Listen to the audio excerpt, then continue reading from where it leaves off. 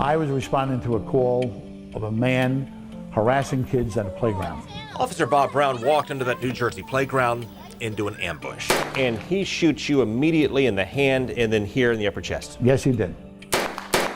The press called it the Old Bridge gunfight of 1981. They found out he was on the run from the CIA and from the FBI.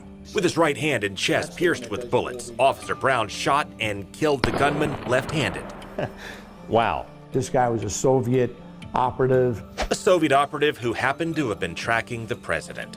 And then the Soviet operative had a whole bunch of stalker pictures of Ronald Reagan in its house. Yes, inside, yep. Did I save Ronald Reagan? Maybe. A lot to unpack there.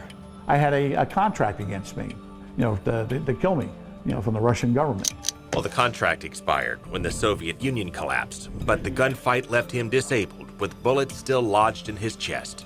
And that was it. The rest is history. Officer Brown moved to Florida,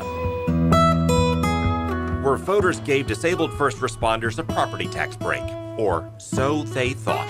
The people were behind it, but the legislators tinkered with it in the wrong way. In 2016, voters overwhelmingly passed Amendment 3 to give a property tax exemption to totally and permanently disabled first responders living in Florida. But after it passed, the legislature disqualified many, if not most, totally and permanently disabled first responders living in Florida. Well, I can tell you, I thought I missed something. Pasco property appraiser Gary Joyner said he and other appraisers across the state were blindsided. That's kind of misleading, I think, in a little way, to everybody. After voters passed it, the legislature unanimously passed a bill stating only those who were injured while working for an agency in Florida can qualify. They excluded all who were injured while working for agencies out of state, no matter how many years they've been living and paying taxes in Florida. We had a list of 52 homeowners that had applied for it. So 52 apply. Yes, sir. How many get it? 6. That's just Pasco County. Joe Johnson found a couple of hundred other disabled Florida residents who were injured responding to fires, shootings, terrorist attacks, who also got denied. When they went into those buildings and they found people, they didn't turn around and say, "Excuse me, where do you live?"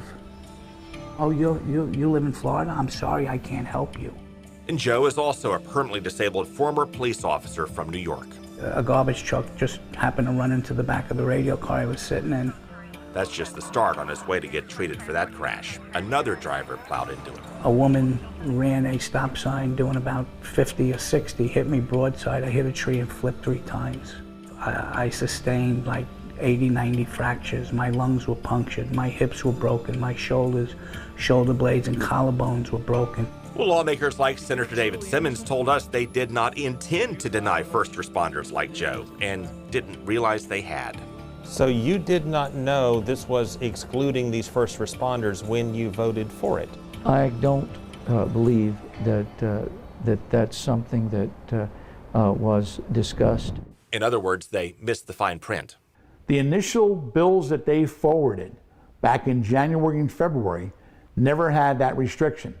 Again in March, never had the restriction. State Representative Larry Metz of Lake County added this line, stating injuries must be sustained while serving in this state or authorized by it.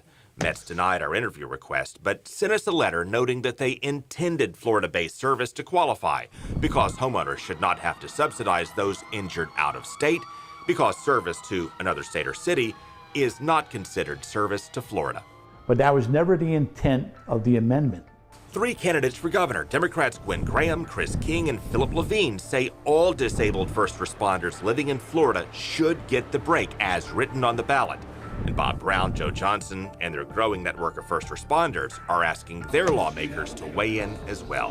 Why would you turn around and deny me a benefit that the people of the state of Florida overwhelmingly approved?